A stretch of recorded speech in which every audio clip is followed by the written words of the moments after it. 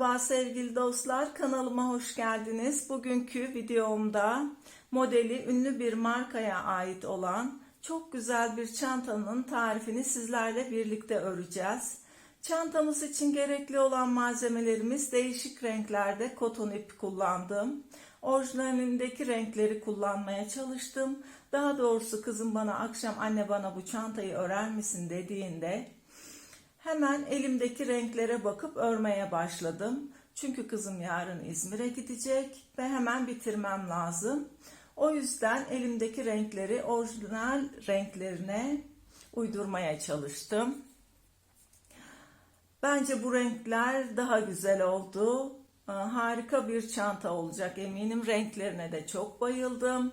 Çantamızı örmeye geçmeden önce kanalıma abone değilseniz abone olursanız çok sevinirim. Kanalıma abone olmak ücretsizdir. Videolarımı beğenip yorum yaparsanız çok sevinirim. Şimdi dilerseniz çantamızı örmeye geçelim. Çantamızı arkadaşlar ben akşam bir parçasını ördüm. Şu şekilde görmüş olduğunuz gibi. Diğer yarısını da ördükten sonra sizlere birleştirme kısmını ve askısını göstereceğim. Şimdi dilerseniz önce motifin nasıl yapıldığını sizlere göstereyim. Önce hangisiyle yapalım? Şunu yapalım önce. Sihirli halka. Şimdi arkadaşlar benim elimde amigurumi ördüğüm için yarn cins iplerim vardı, koton ip. Bunlarla ördüm ben. Ayrıca ip almadım. Bunlar da tek kat ördüğümde önce bir tane ördüm. Motif çok küçük oldu tek katta. O yüzden ben 2 kat ip kullandım ve 3,5 milim tığ kullandım. Bunu da belirteyim baştan. Sesim de. Şimdi sihirli halka ile başladım. Sihirli halkanın içine 1, 2, 3. 3 tane zincir çektikten sonra tığımın başını dolayıp Allah Allah sesimde bir tığımın başını dolayıp şu şekilde şöyle uzatarak bir defa çekip sonra aynı anda çektim. Araya bir zincir çektim. Daha sonra başını doladım. Şu şekilde uzatıyorum. Uzattıktan sonra tığımı ipin arasından geçirip tığımda tutuyorum. Tekrar başını doluyorum. Tekrar uzatarak şu şekilde hepsini aynı anda çekiyorum. Bir zincir çekiyorum. Başını doluyorum. Uzatıyorum. Tığımda tutuyorum ipi. Tekrar başını dolayıp tekrar bu sefer hepsini birlikte çekiyorum. Tığımın başını doluyorum. Uzatıp tekrar aynı şekilde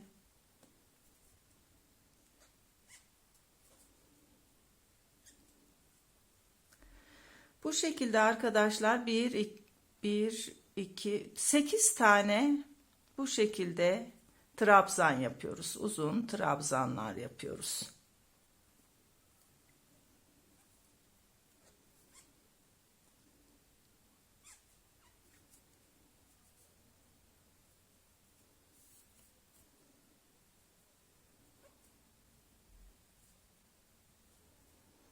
Sekiz adet sıra sonuna kadar bu şekilde trabzanlar yapıyoruz. 8 adet trabzanımızı yaptık ve sihirli halkamızı şu şekilde kapatıyoruz ve ilk yapmış olduğumuz şu trabzanın tepesine bir zincir çektikten sonra ilmek kaydırmayla şöyle birleştiriyoruz ve ipimizi kesiyoruz.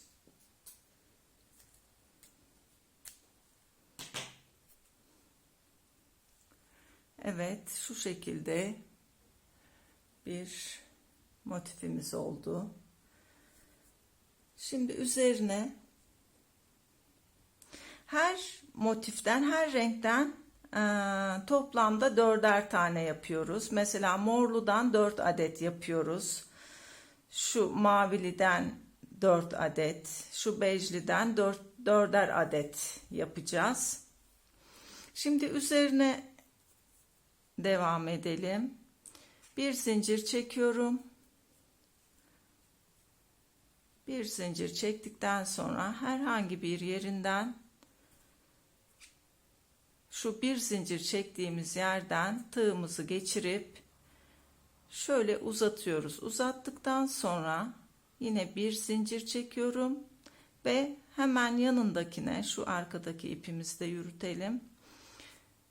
Hemen aynı ilmeğe yine uzunca bir ikili trabzan yapıyoruz. Aynı boşluğa yine bir trabzan yapıyoruz.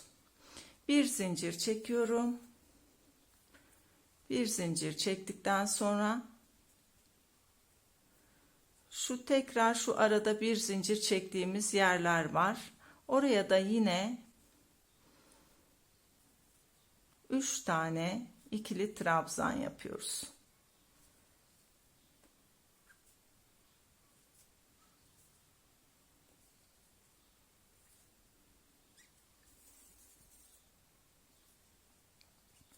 Şu ipleri de arada yürütelim, kaybolsun.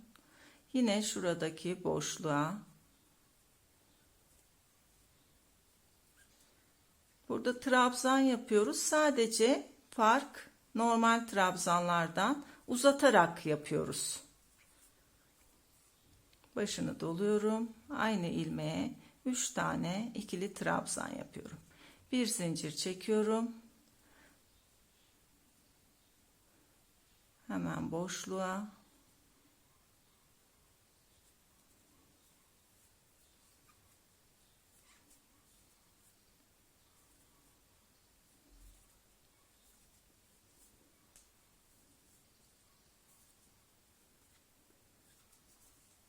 Sıra sonuna kadar şu bir zincir çektiğimiz boşluklara 3'er tane ikili trabzan yaparak devam ediyoruz. Evet, sıra sonuna geldik. Yine bir zincir çekiyoruz. İlk yapmış olduğumuz trabzanın tepesine ilmek kaydırma ile birleştirip bir zincir çekip ipimizi kesiyoruz. Şu şekilde. Bizim ikinci sırasında bitirdik. Şimdi son sıraya geçiyoruz. Yine bir zincir çekiyoruz. Burada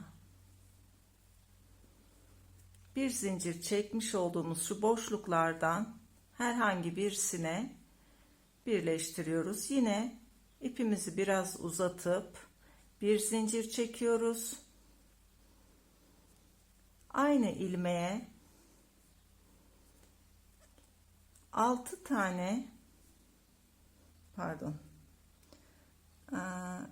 tane ikili trabzan yapıyoruz.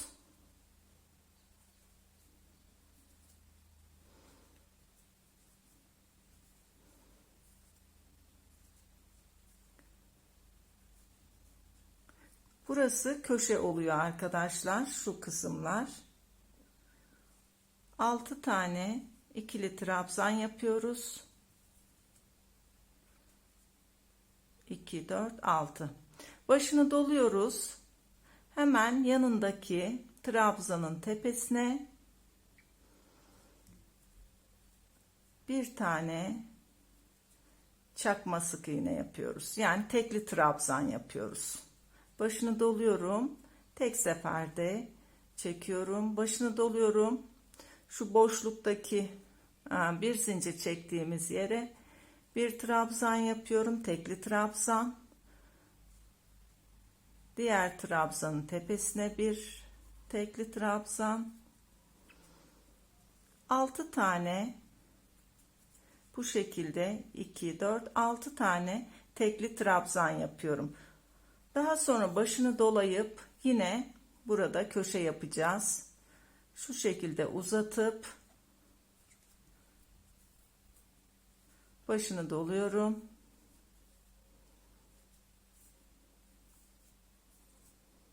Buraya da 6 tane ikili trabzan yapacağız. Öreceğiz. 2 4 5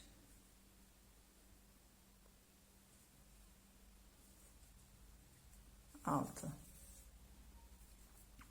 Hemen yanındakine başını doluyorum. Bir tekli trabzan yapıyorum. Başını doluyorum. Bir tekli trabzan. Bir zincir çektiğimiz yere bir tekli trabzan. Daha sonra 3 tane daha tekli trabzan örüyoruz. Burada ipim düğümlü geldi. Tekrar şu boşluğa 6 tane ikili trabzan örüyoruz. Sıra sonuna kadar aynı şekilde ördük. Sıra sonunda yine ilk yapmış olduğumuz trabzana ilmek kaydırmayla birleştirip bir zincir çekip motifimizi tamamlıyoruz. Bunu da arkada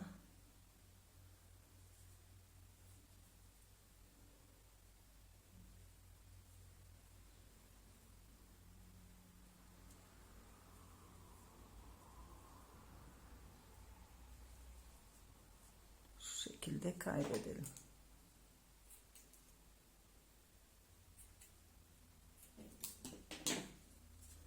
Evet, motifimiz bu kadar arkadaşlar. Şimdi söylediğim gibi her bir yaptığımız renk motiften dörder adet örüyoruz. Daha sonra bunun birleştirmesini yapacağız. Evet, kalan yarısının da motiflerini ördüm arkadaşlar. Şimdi birleştirmeye geçeceğiz. Birleştirmemiz çok kolay. Şu şekilde motiflerimizi koyuyorum. Daha sonra ipimizi iğnemize geçirip şurada 6 tane ikili trabzan yapmıştık. 1 2 üçüncüden iğnemizi geçiriyoruz. Karşıdan da yine 1 2 üçüncü trabzanın tepesinden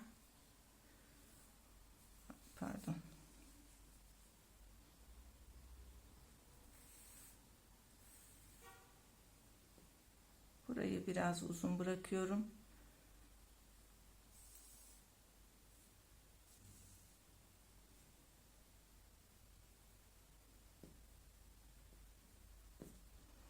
Aynı yerden bir daha geçireceğim.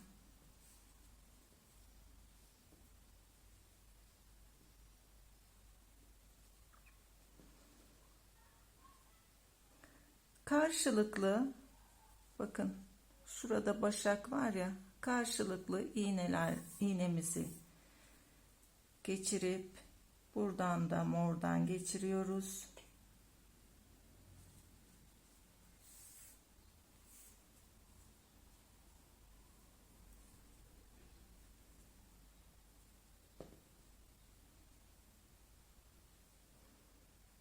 Şöyle göstereyim, daha kolay olacak.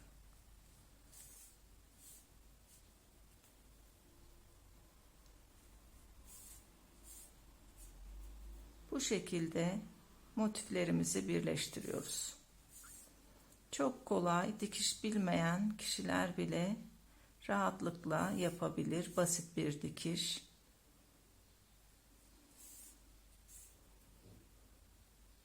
Çantanın orijinalinde de aynı dikiş yapılmış.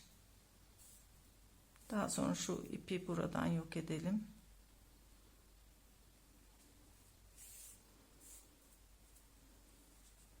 Şöyle bakın.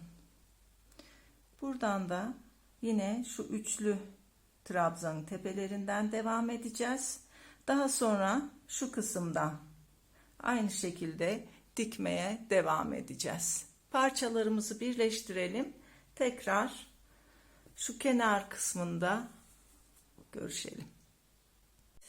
Motiflerimizi birleştirdik arkadaşlar. Şu şekilde. Bu da daha önceki birleştirmiş olduğum. Şimdi şu kenar kısmını göstereceğim size. Kenar kısmı da çok kolay. Yine bir zincir çekiyorum.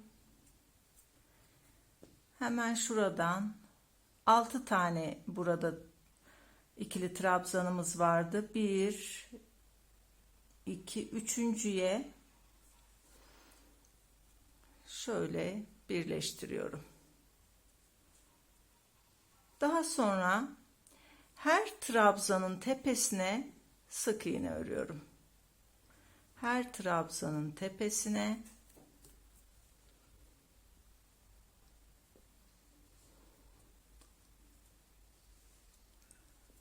sık iğne. Şu ipi de arkada yürütelim.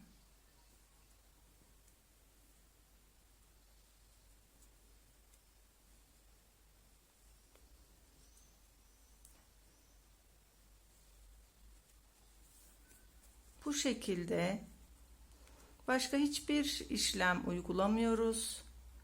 Dediğim gibi her trabzanın tepesine bir sık iğne örüyoruz.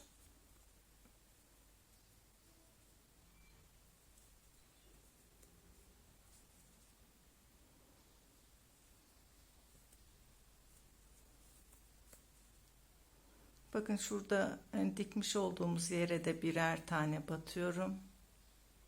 Daha sonra bu şekilde örmeye devam ediyorum. Şu köşelerde hiçbir artırma yok. Dediğim gibi sadece her trabzanın tepesine sık iğne örüyoruz. Köşelerde hiçbir artırma yapmıyoruz. 3 tarafını bu şekilde dolanıyoruz. Bakın köşelere geldim. Buraları da aynı şekilde örüyorum. Hiçbir artırma yapmadan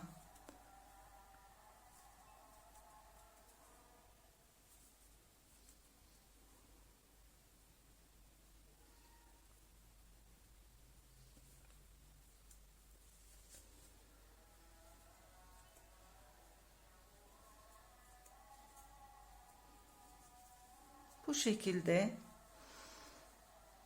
şu kısma kadar örelim. Evet, üç kenarını bu şekilde ördükten sonra sıra sonunda bir zincir çekiyoruz ve geri dönüyoruz. İlk sık iğnenin tepesine yine sık iğne yaparak sıra sonuna kadar aynı şekilde örüyoruz. Hiçbir artırma, eksiltme yapmıyoruz.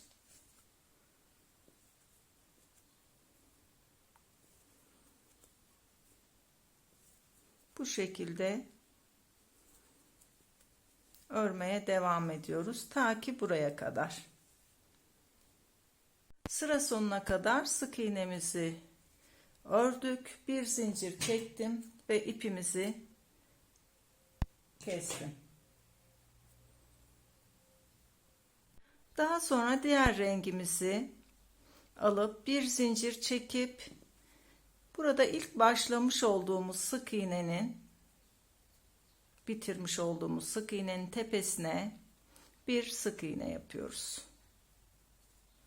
Daha sonra her sık iğnenin tepesine yine sık iğne örerek bu şekilde devam ediyoruz.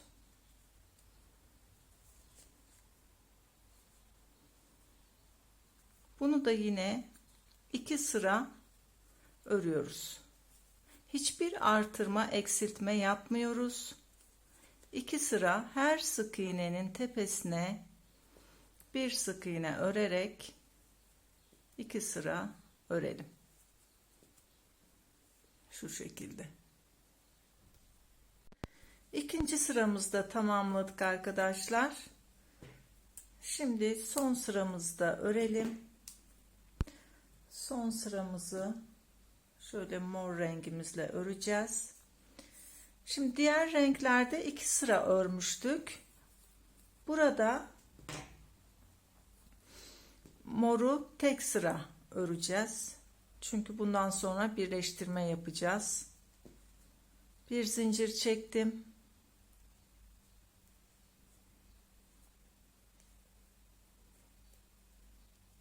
Son yapmış olduğum sık iğnenin tepesine yine sık iğne ile birleştirdim. Daha sonra bunu da bir sıra bu şekilde örelim.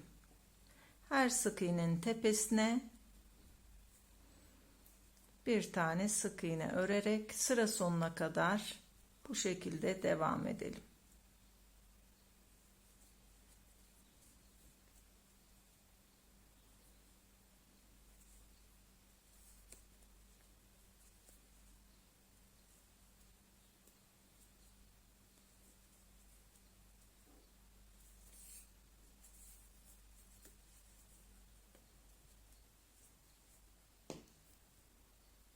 Evet, çantamızın ikinci parçasını da bitirdik arkadaşlar. Bakın bu şekilde çantamız şekillenmeye başladı.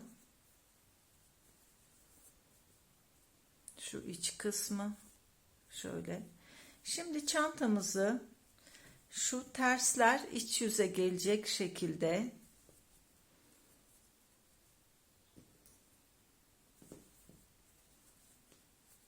birleştireceğiz. Yine aynı şekilde motifleri nasıl diktiysek burayı da aynı şekilde dikeceğiz arkadaşlar.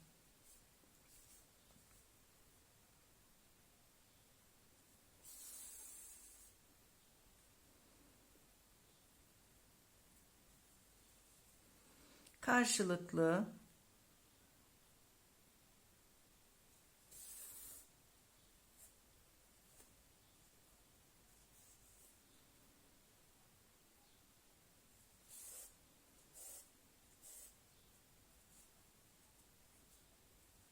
bu şekilde her ilmekten iğnemizi geçirerek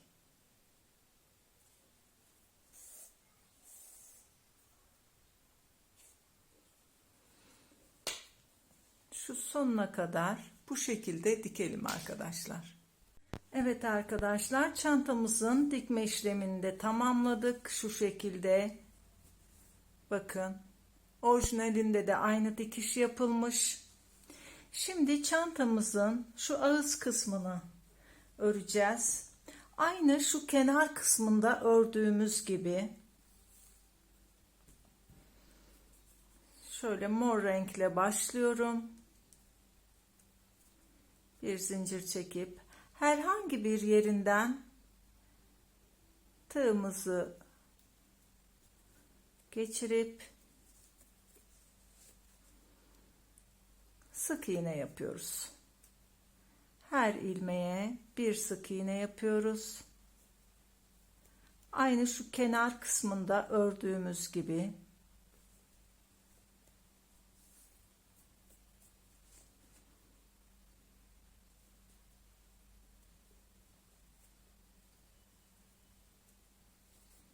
Bakın. Her ilmeğe bir sık iğne.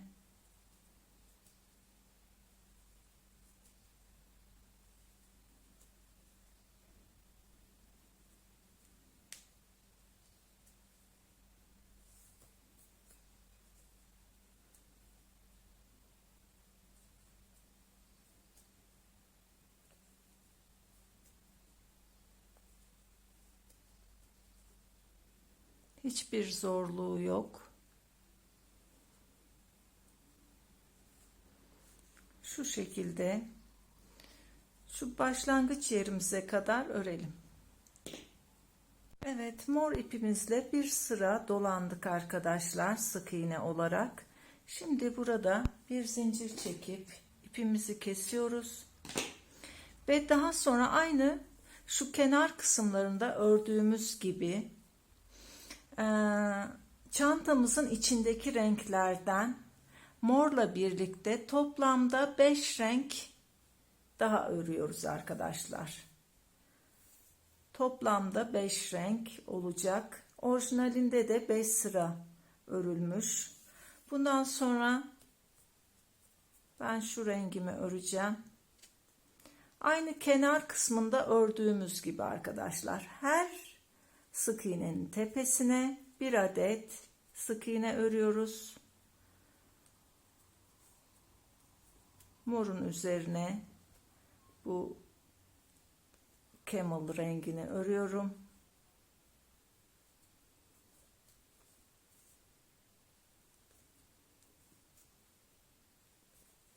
Toplamda 5 sıra olmak üzere bu şekilde örüyoruz. Ben camel'ın üzerine şöyle tarçın, mavi ve bej rengini öreceğim arkadaşlar. Bu renkleri örelim. Daha sonra tekrar görüşelim. Evet arkadaşlar, çantamızı bu şekilde ördük. 5 sıra üst kısmını ördüm. Şimdi çantamızın size ebadını söyleyeceğim. Şöyle 26'ya 19. Orijinalinde de arkadaşlar 24'e 17, benim 1-2 santim oynamış. Derinliği de şöyle 5 santim. Orijinalinde de 5 santim zaten. Ya da şöyle koyduğumuzda zaten aynı ölçülere geliyor. Ben düz olarak ölçtüm.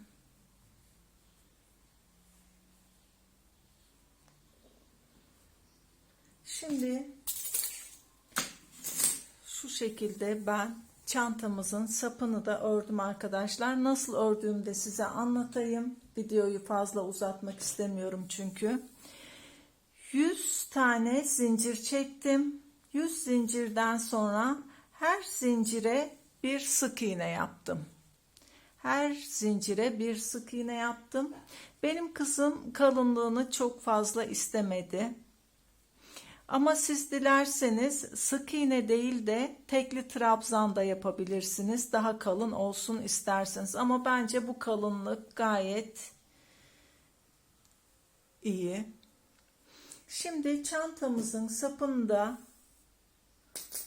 şu kenarlarından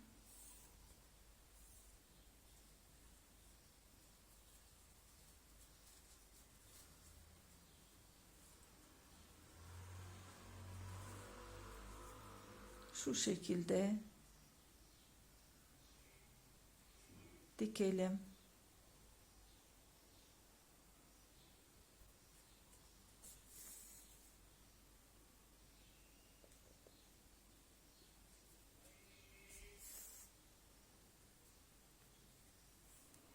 Çantamı dediğim gibi sapını 100 zincir çektim ve her zincire bir sık iğne ördüm. 4 renkte kullandım.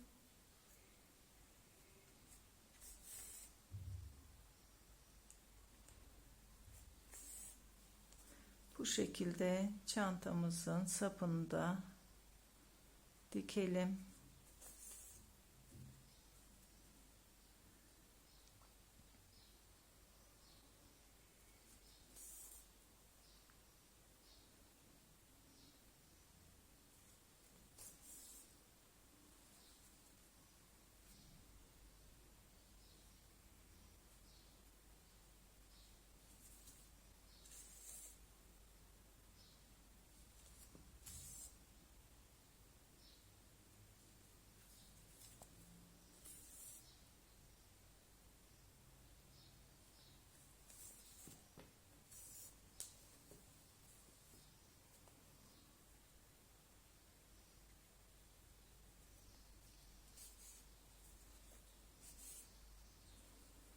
Çantamızın sapının uzunluğu 55 santim.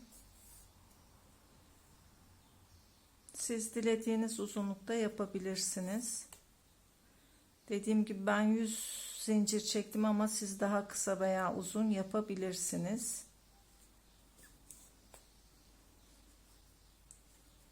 Evet, şu şekilde çantamızın sapını da diktik. Diğer tarafı da dikelim.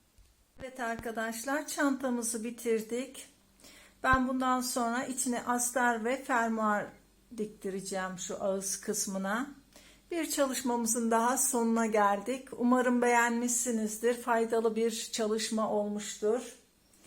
Sizlerden dileğim yorum ve beğenilerinizi eksik etmeyin. Kanalıma abone değilseniz abone olursanız çok mutlu olurum. Diğer örgülerimde görüşmek üzere. Kendinize çok iyi bakın. Sağlıcakla kalın.